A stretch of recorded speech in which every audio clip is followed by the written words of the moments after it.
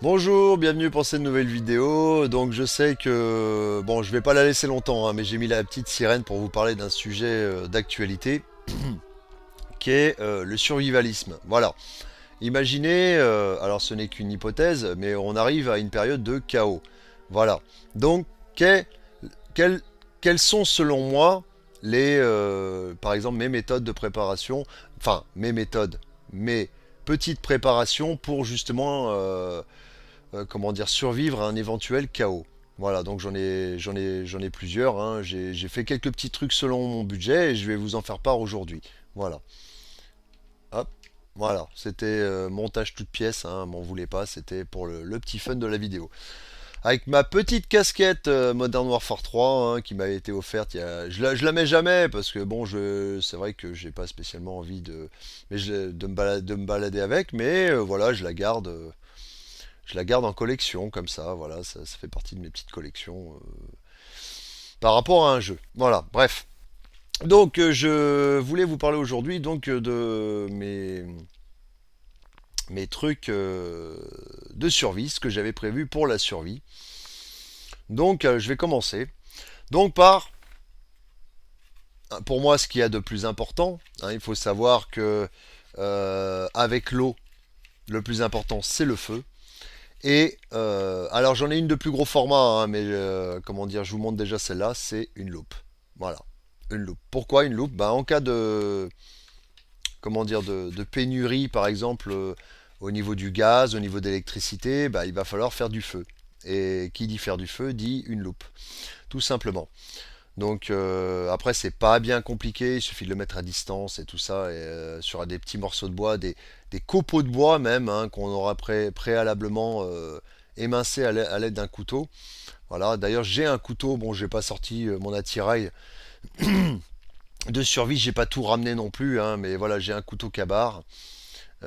Kabar pour la petite histoire, hein, qui voulait dire kill a bear. Donc c'est un trappeur justement qui à l'époque justement avait tué soi-disant un ours hein, pour se défendre avec ce type de couteau-là. Voilà, c'est un couteau qui avait servi aussi au débarquement. Voilà. Donc une loupe, voilà, forcément on en aura besoin hein, pour faire du feu et c'est pratique à transporter dans un sac, c'est assez léger, hein. Autre chose, forcément dans l'équipement, une boussole, voilà, une boussole. Là j'en ai une là. Alors, voilà, elle marche, hein, elle marche. Bon, je l'ai mis en position, elle ne marche pas trop. Avec voilà un petit lecteur de cartes et tout ça pour agrandir et tout ça. Bon, il y a même une loupe là. Il y a différents petits trucs, hein. Je n'utiliserai pas de toute façon toutes les choses là. Voilà, mais c'était pour vous parler de cet objet-là, quoi. Voilà, parce qu'il est nécessaire pour moi. Sinon, alors j'ai aussi, parce qu'il faut savoir que le soleil n'est pas tout le temps là, hein, le soleil n'étant pas tout le temps là, une des méthodes pour faire bouillir de l'eau, par exemple, pour faire du feu, hein, comme je dis, les deux éléments essentiels justement à la survie sont le feu et l'eau, hein, principalement. Après, avec le feu, on peut faire bouillir l'eau, on peut la désinfecter. Il faut la bouillir à 100 degrés, hein, il ne faut pas oublier de la bouillir à 100 degrés son eau, c'est important. Donc forcément, un allume-feu, voilà. Donc j'ai prévu un allume-feu. Des petits bouquins par rapport aux plantes, parce que je me base beaucoup sur le fait qu'il faut se servir de ce qu'il y a autour de soi aussi. Donc voilà, hein, deux petits bouquins portatifs hein, sur les plantes comestibles et les plantes médicinales, ça peut aider. Voilà, c'est pas lourd à transporter dans un sac. J'ai pris quelques modèles de lampes comme ça, donc vous voyez, avec un embout. Alors attendez, il est où l'embout? Un embout sur le côté pour brancher justement un téléphone. Voilà, ça peut se permettre de recharger un téléphone. Alors le problème c'est qu'il faut mouliner, hein. Faut quand même mouliner. Il peut être aussi intéressant de prendre un truc solaire. Voilà. Donc moi j'ai pris le minimum hein, au niveau du transport. J'ai pas cherché l'eau. Je m'imagine la trouver sur place. Le feu le fabriquer sur place. Ça c'est au cas où on doit se déplacer. Voilà. Mais comme je dis, c'est des hypothèses. C'est un plan B en quelque sorte, hein. C'est bien de prévoir, d'être prévoyant. Et comme me disait un ami, hein, moi qui le suis quand même un petit peu, hein, alors je sais pas ce que vous allez en penser, mais bon, il paraît que les paranos justement ont un avantage justement dans ce qui est d'anticiper justement et de prévoir. pendant des périodes critiques. J'ai pas dit forcément que voilà, hein, ça allait vachement m'aider, mais un plan B, tout simplement un plan B. Donc, alors au niveau des réserves, j'ai fait quelques réserves, des réserves de produits secs, principalement. Hein, voilà, moi j'ai fait des réserves de produits secs, des pâtes, du riz, des légumes secs, voilà.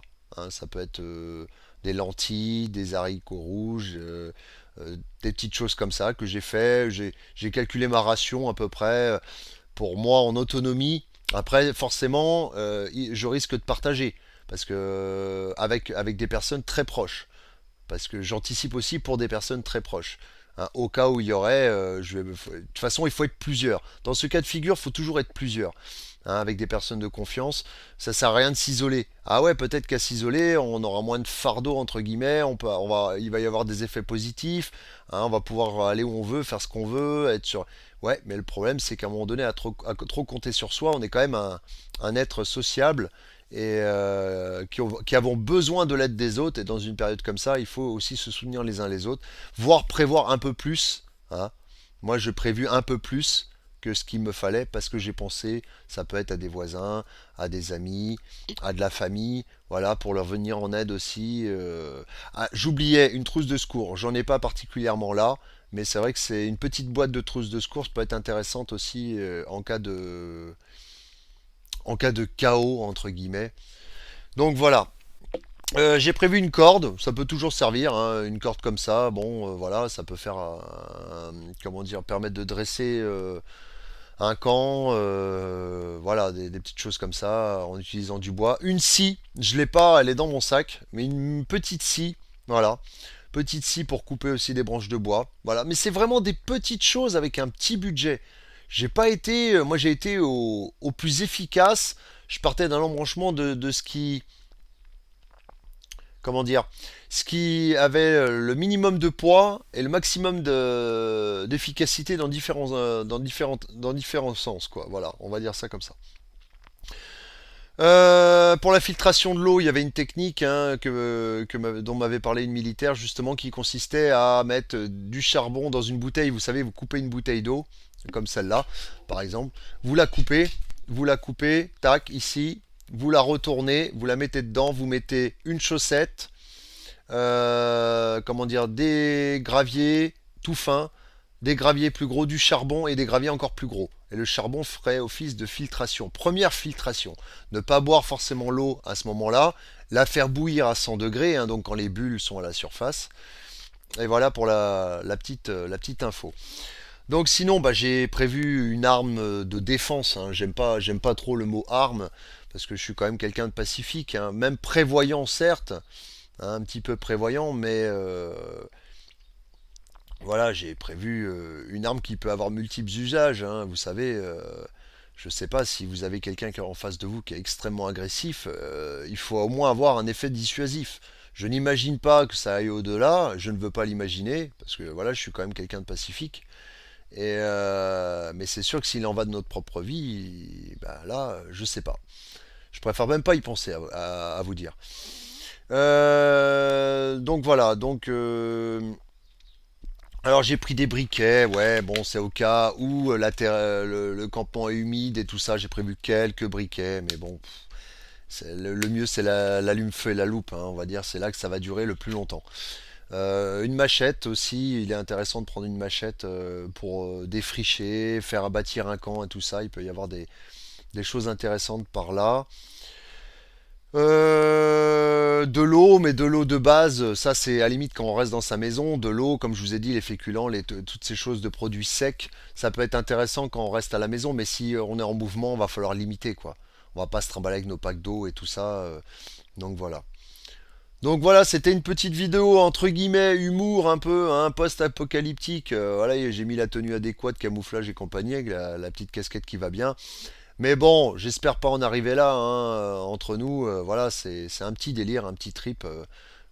Mais ça n'empêche que je le garde dans un coin de la tête, ce petit plan B.